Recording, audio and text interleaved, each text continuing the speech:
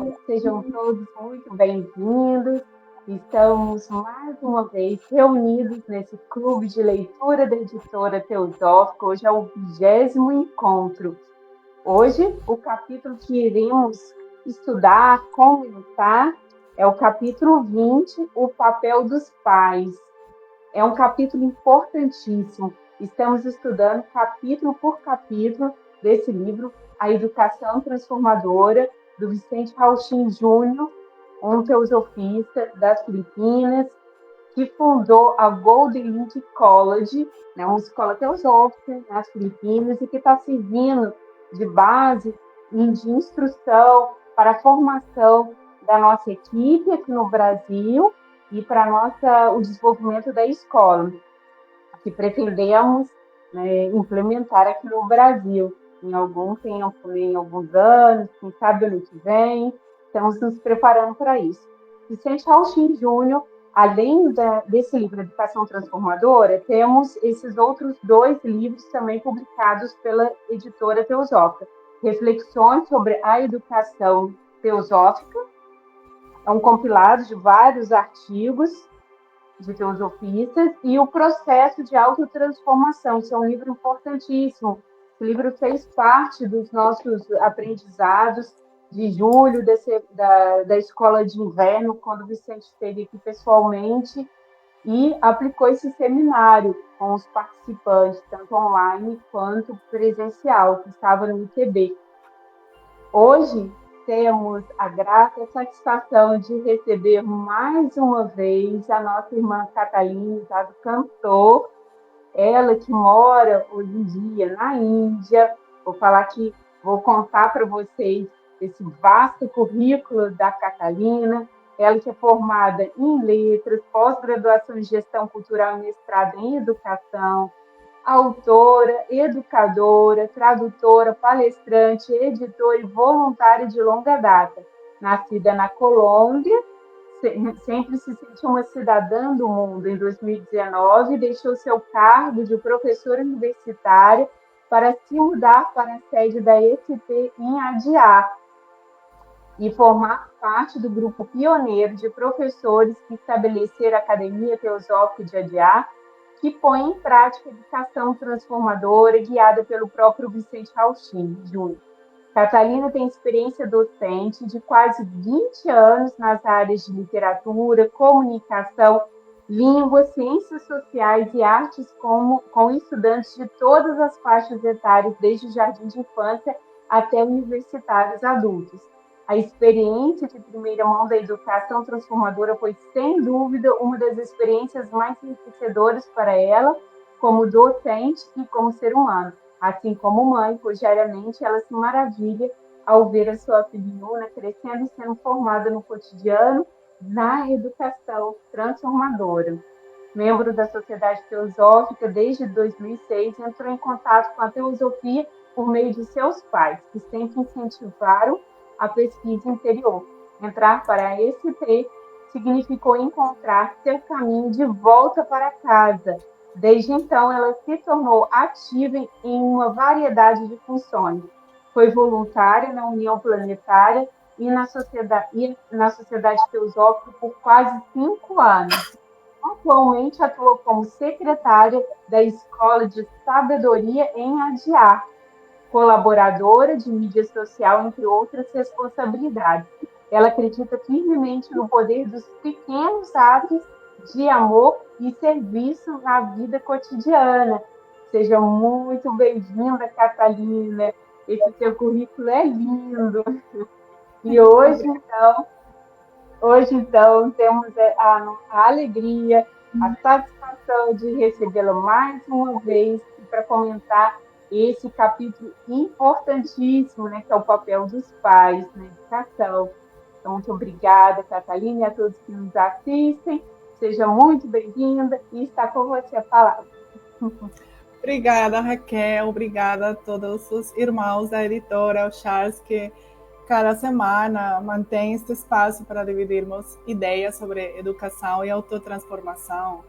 E saudações para todos os leitores e pessoal que está agora assistindo a live sobre o capítulo 20 do livro. Para mim, sempre um privilégio poder compartilhar com todos vocês.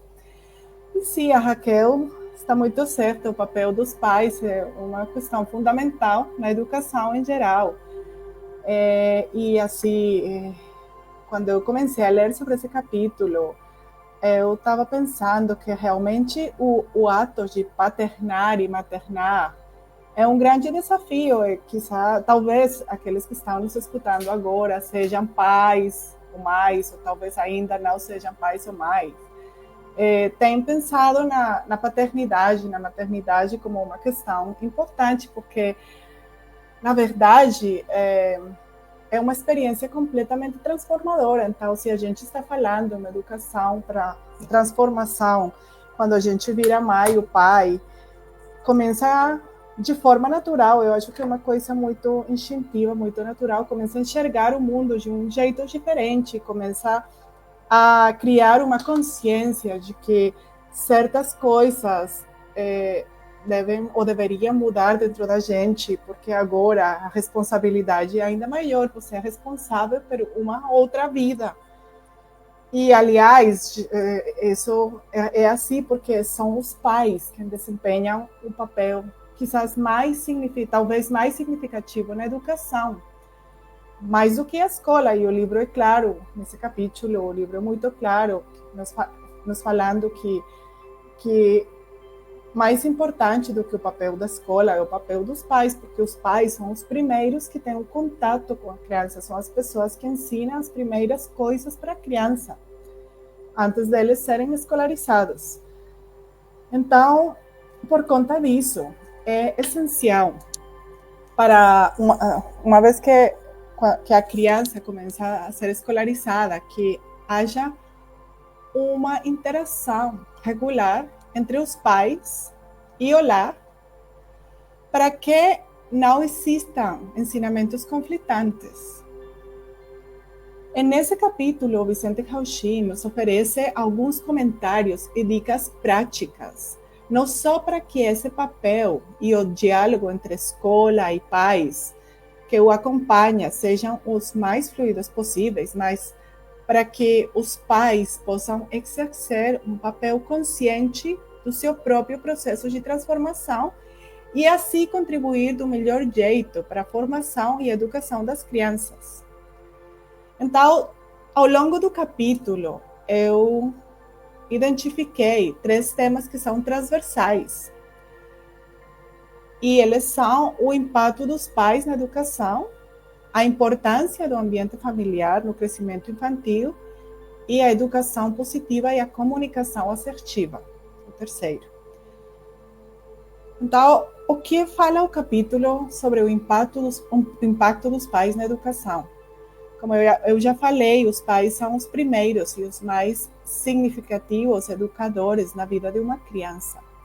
E a influência dos primeiros anos, que é dada no lar, molda não apenas o desempenho acadêmico, mas também, e o que é mais importante, os valores, a autoestima e a visão de mundo dos filhos, a forma como eles vão encarar as diferentes dimensões do seu ser e do seu relacionamento com o mundo ao redor. Então, há alguns pontos-chave em relação com esse impacto dos pais na educação que traz o livro. Uma delas, em relação com esse tema, uma delas é a moldagem da visão e do comportamento das crianças. Eles estabelecem, os pais, os primeiros conceitos de disciplina, de ética, de curiosidade intelectual, etc. E seu comportamento, atitude, a linguagem, são modelos que as crianças tendem a imitar. A gente fala, não, que as crianças são como esponjas, que elas absorvem tudo que há ao seu redor. A gente vê, quando a gente é pai, de primeira mão, como eles, mais do que as palavras que a gente fala, eles tendem a olhar para as ações e é desse jeito que eles se comportam. nos primeiros anos, eles talvez não sejam ainda capazes de articular palavras, se comunicar por meio da linguagem falada. Mas, quando a gente observa as criancinhas pequenininhas, a gente pode ver qual tipo de exemplo, de modelo, eles têm no lar, porque os comportamentos dele, outros tipos de linguagem, como a linguagem gestual, etc., dá uma ideia de como essa criança está sendo tratada, está sendo levada na vida pelos pais. Mas, de fato, tem inclusive quem fala que o melhor é talvez o único real mestre da gente, especialmente das crianças, é o exemplo. Por isso eu acho muito importante, e eu vivenciei essa experiência como professora quando eu comecei a ensinar na Academia Teosófica de Adyar, que tem um modelo de educação transformativa, mas também como mãe. A gente ter a consciência de que quando a gente está num caminho de uma educação diferencial, alternativa, a gente tem que começar pela autotransformação como pai e como professor, para assim poder estabelecer o que o Vicente fala a continuação, que é a importância da conexão entre a escola e o lar, para que os ensinamentos não sejam contraditórios. É fundamental que as instituições educacionais mantenham uma comunicação constante e alinhada com os pais, mas ao mesmo tempo que os pais também se esforcem por estabelecer essa ligação, essa comunicação, porque o vínculo vai permitir que o lar complemente o aprendizado escolar e vice-versa. Eles se alimentam mutuamente.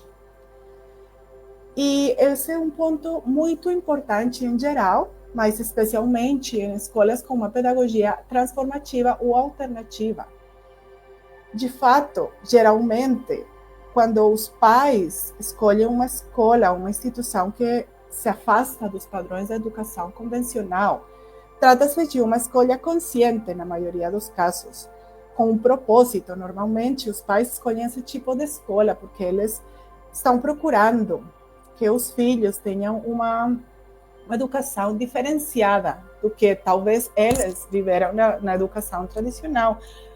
Por exemplo, a maioria dos pais aqui na Academia Teosófica de Adyar, eles comungam com o tipo de ensinamento que é dado aos filhos, com o fato de que não exista a competição, que a educação seja visando a uma fraternidade, a uma unidade, o contato com a natureza e outras coisas. E, nesse sentido, a gente esperaria que, naturalmente, existisse um alinhamento entre o lar e a escola. Porém, como mostra o capítulo, nem sempre isso é assim. Inclusive, o Vicente menciona que as escolas têm observado a baixa participação dos pais em seminários sobre paternidade. E aí, o que ele sugere para contornar isso é que o que eles fazem, o que eles integram todas essas questões que são que deveriam ser tratadas nas escolas de pais.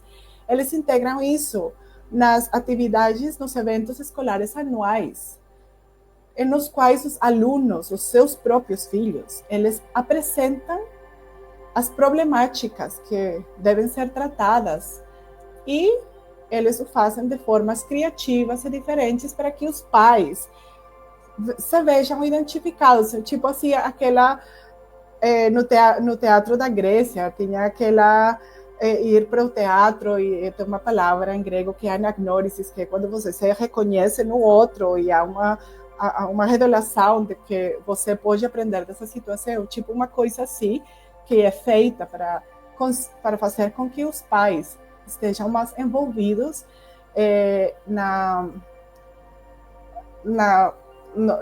forma de encarar a educação e nas propostas da escola. E alguns dos temas que são abordados aqui incluem o desenvolvimento de bons hábitos, a importância da honestidade, interações positivas, tempos de qualidade, expressão de amor e apreciação, ler para os filhos, construção da autoestima, fornecer de ferramentas que permitam aos pais fazer com que os filhos possam desenvolver bons hábitos, possam construir uma boa autoestima, criar um ambiente doméstico positivo, que a gente vai falar mais para frente, tenha uma educação moral, haja um correto desenvolvimento da personalidade, com reforço de bons hábitos, uma comunicação assertiva, que a gente também vai falar mais para frente, etc. Então, essa achei uma dica muito legal, porque às vezes, por conta do tempo ou dos prejuízos mesmo dos pais, tem às vezes alguma resistência para encarar essas questões de uma forma de aula para os pais. Mas se a gente está num processo de educação transformativa, a criatividade é infinita, é inesgotável. Aí a prática que é sugerida para que as escolas consigam transmitir essa mensagem para os pais e alinhar os valores e as intenções, e é de pôr isso na forma da arte, o poder transformativo da arte, e especialmente se são os filhos mesmos quem estão representando esses papéis no estágio. Também, uma coisa importante dentro do impacto dos pais na educação é o foco em competências reais. Às vezes, os pais, eles estão muito focados nas qualificações, nas notas escolares, mas esse tipo de atividades ajudam os pais a entender e valorizar não só a filosofia educacional da escola, mas também que tem competências na vida, que são muito mais importantes que só ter boas qualificações. Também outras das coisas que são trabalhadas com essas atividades, o autodomínio. Porque, às vezes, os pais, assim, muitos dos pais, a grande maioria dos pais, eles cresceram em ambientes educativos convencionais, onde não se ensinava como lidar com as emoções, onde talvez eles foram disciplinados com raiva, com castigos, etc. Então, eles não têm o que o Vicente chama aquela sabedoria, mas eles agem desde a ira, desde a frustração. Aí, há formas testadas ao longo do tempo para extinguir esses padrões através da autorrecuperação. E a Raquel, ela mencionou o livro, um dos livros da editora aqui, O Processo de Autotransformação. E nesse aspecto do autodomínio, eu queria muito que quem esteja interessado em trabalhar essa parte da autotransformação vá para o livro. O Vicente fornece técnicas que realmente elas funcionam, se a gente as aplica com disciplina, elas funcionam muito bem. E, por exemplo, outra coisa que ele fala, às vezes os pais, eles não são conscientes de que as ações específicas que eles fazem que têm resultados que não são tão positivos.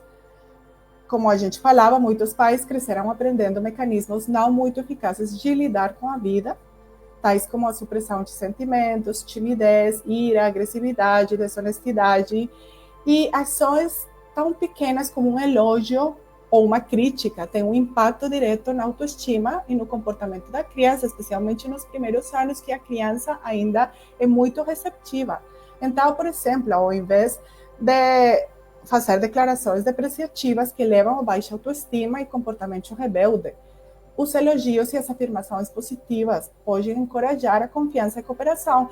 Eu tenho um exemplo que eu tenho escutado, por exemplo, eu tenho uma menina que ela faz um desenho muito lindo, mas ela põe a cor laranja no céu, e aí tem as duas visões. A mãe fala, mas a menina, o céu não é laranja, ele é azul, faz melhor a próxima vez. A mãe está fazendo com a melhor intenção, com certeza.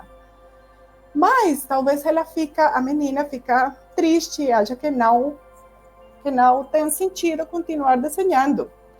Ao contrário, o pai, ele fala, oh, que lindo desenho, você fez um lindo pôr de sol, laranja. Tipo, essas pequenas coisas, a gente às vezes com as melhores intenções, acaba fazendo comentários que nem sempre são os melhores para incentivar os comportamentos positivos na criança. A segunda coisa que eu queria falar é a importância do ambiente familiar no crescimento infantil.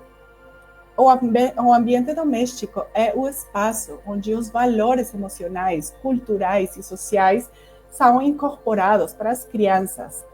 E depende a qualidade e a força com que ele seja feito nos primeiros anos. A Annie Besant, ela fala da importância dos primeiros anos no desenvolvimento da criança. Isso pode ter consequências a longo prazo que podem impulsionar ou dificultar o crescimento saudável da criança. Então, é muito importante que haja um ambiente emocional seguro para a criança, que não haja violência ou negligência emocional, porque isso gera insegurança, medo e traumas. O ambiente positivo de apoio promove bem-estar, equilíbrio emocional, segurança. É importante que haja regras e consistência, porque quando a criança está num lar que tem uma ausência de regras claras e consistentes, isto leva a comportamentos de desobediência. A criança fica confusa.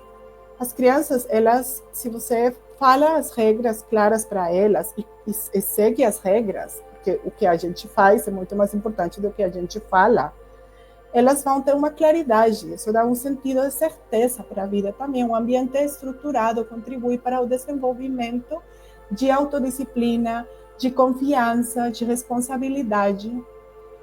E há uma coisa muito importante que tem a ver com as expressões de amor, que a gente vai falar mais para frente quando falei das linguagens do amor.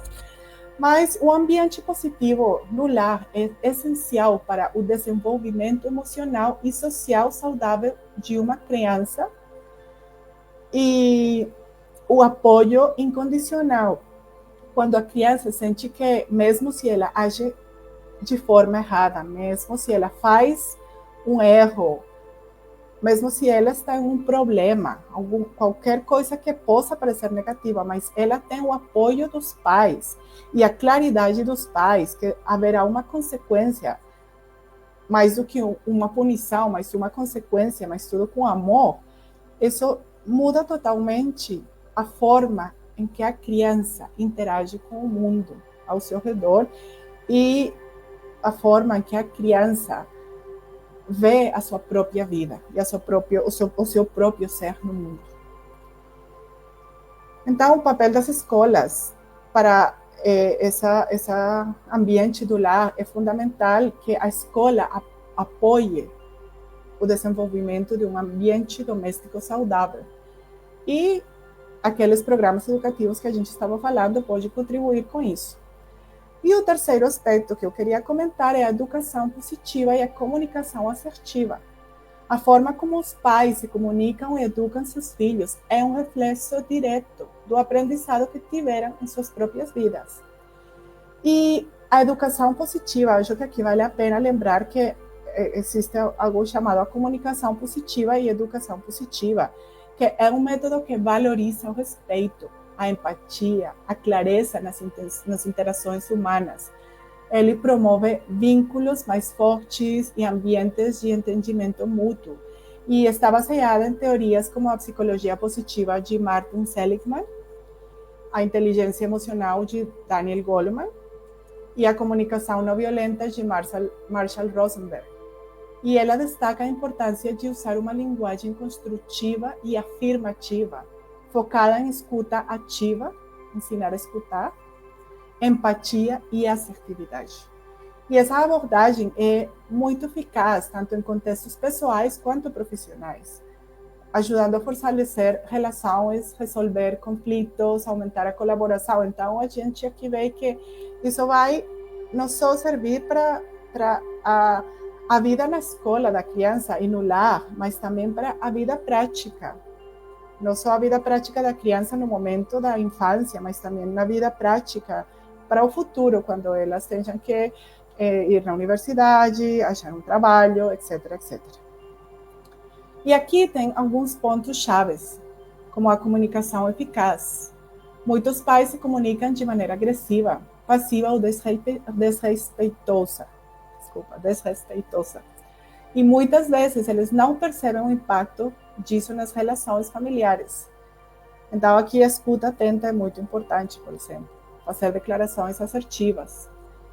Autodomínio, a gente já falou que tem o método do processo de autotransformação que propõe o Vicente para isso, mas assim também a prática da meditação, certas práticas espirituais, terapia. Tem muitas ferramentas no dia de hoje para a gente realmente fazer esse processo de autotransformação.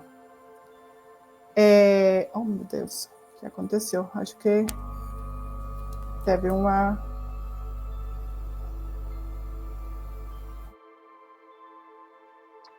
Acho que voltei. Então, já a energia foi, mas voltou. Às vezes aqui a energia... Mas, ok. Mas estamos te escutando bem. Tá bom, que bom.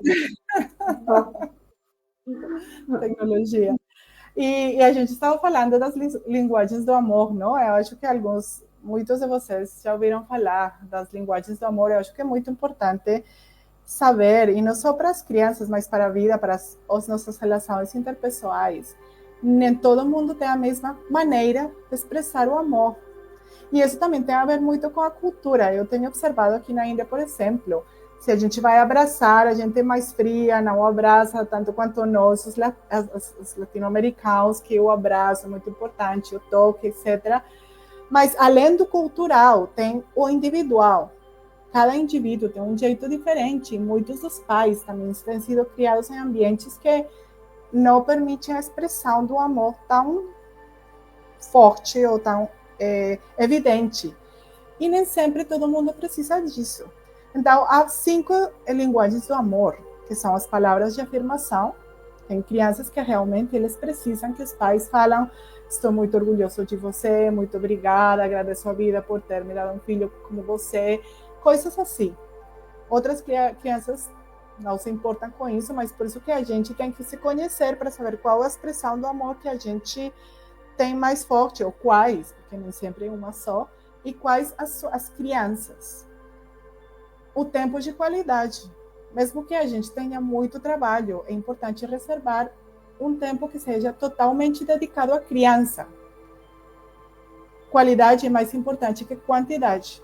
Outras pessoas preferem o toque físico, abraços, segurar a mão, tocar o ombro, sei lá, cafuné, diferentes coisas.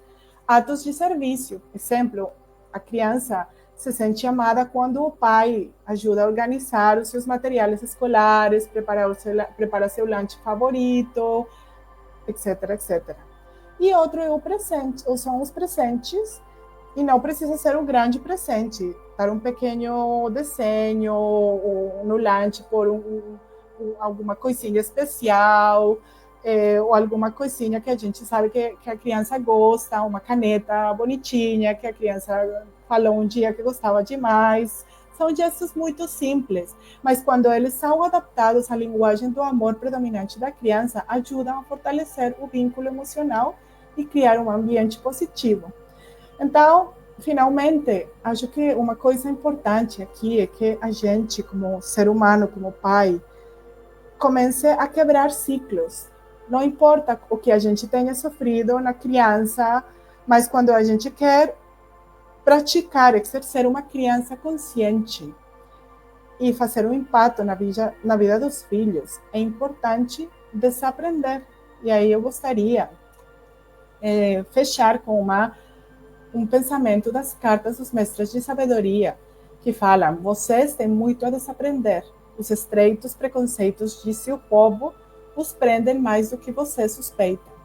Eles os tornam intolerantes e os predispõem a perder de vista o essencial.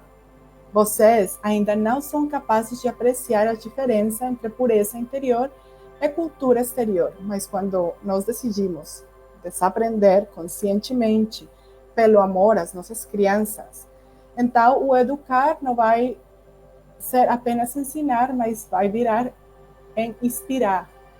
E pais e mães inspirados criam filhos incríveis. Então, a importância dos pais é capital na educação dos filhos. E, assim, acho que é um tema que a gente pode ficar pensando e, como pai consciente, tentar praticar cada instante da vida dos nossos filhos e cada etapa, cada momento da vida deles. É uma oportunidade nova porque eles vão mudando. Inclusive, as linguagens do amor vão mudando. Eu tenho percebido com a minha filha, quando ela era mais nova, os abraços, as carícias, ela adorava. Agora ela é muito na dela. E tem outras linguagens que ela prefere para eu expressar o meu amor por ela. Aí, como mãe, eu tenho que estar constantemente observando e aprendendo da minha filha. E acho que essa é a tarefa interminável dos pais: observar, aprender e sempre com o coração. E é isso que eu achei muito bonito desse capítulo do livro. Obrigada. Catalina, muito obrigada. Você trouxe de forma brilhante aos comentários. Você fez um belíssimo trabalho de resumo desse capítulo.